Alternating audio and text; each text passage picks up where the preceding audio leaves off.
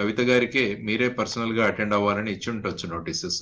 దాంతో ఎందుకంటే సెక్షన్ 50 మీరు ఒకసారి చదివితే అసలు పిఎంఎల్ఏ ఏముంది సార్ అందులో అసలు ఈ పిఎంఎల్ 50 పిఎంఎల్ఏ సెక్షన్ లో 50 ఏం ఏముంది అసలు? సెక్షన్ 50 ఏమంటుందంటే ఎవరికైతే ఒక కేసు విషయంలో వాళ్ళ కొద్దిగా పరిజ్ఞానం, వాళ్ళ విషయాల్లో వాళ్ళకి తెలిసిన వాళ్ళని సార్ సమన్ చేయవచ్చు. ఇందులో సమన్ చేసినప్పుడు ఎవరికైతే ఈ సమన్స్ ఇష్యూ చేయబడతాయో వాళ్ళు ఖచ్చితంగా ఆ సమన్స్ లో ఎక్కడైతే హాజరు అవ్వమన్నారో అక్కడ హాజరు అవ్వాలి అన్నది అందులో బంధనకారం. సో ఆ విధమైన prevention of money laundering act ఏంటంటే సిఆర్పిసి కన్నా పవర్ఫుల్ చట్టం.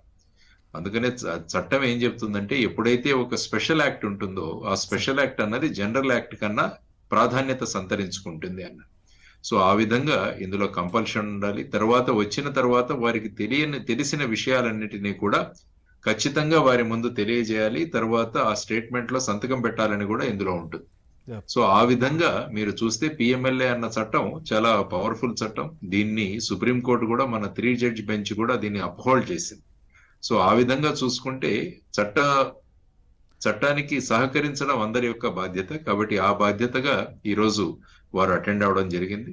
సో వారు పిలిచినప్పుడు వెళ్ళడం అనేది ఇట్స్ ఏ కంపల్సరీ మస్ట్. కాబట్టి లాస్ట్ టైం ఏదైతే అన్నారో వారు అందులో స్పెసిఫిక్ గా నాకు రమ్మని చెప్పలేదు. కాబట్టి ఈసారి ఆ లాక్యునా ఏదైతే ఉందో దాన్ని కరెక్ట్ చేసుకుంటూ ఈడీ వాళ్ళు వారికి సమన్స్ ఇచ్చిండొచ్చు అనుకుంటాను.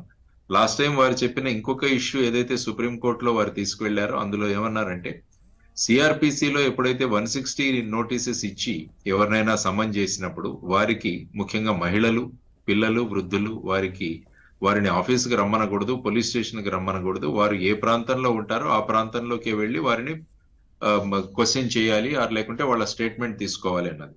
సో అటువంటి విధానం కూడా పిఎంఎల్ఏలో కూడా ఉంది. కానీ నన్ను ఈ విధంగా పిలిచారు అన్న ఇష్యూ ఒకటి వారు లేవనెత్తారు. కానీ దాంట్లో ఇంకా సుప్రీంకోర్టు నిర్ణయం ఏం జరగలేదు.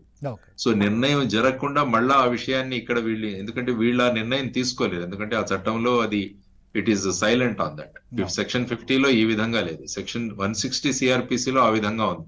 కాబట్టి సెక్షన్ 160 సిఆర్పిసిలో ఉన్న ఈ విషయం సెక్షన్ 50కి వర్తిస్తుందా అన్నది ఫైనల్ గా డిసైడ్ చేయాల్సింది సుప్రీంకోర్టే. సో ఆ విధంగా 24th వచ్చినప్పుడు ఈ విషయాలన్నీ కూడా లేవనెత్తవచ్చు. కాబట్టి as a law abiding citizen ఈ రోజు నోటీసు అందుకున్నందున వారు వచ్చి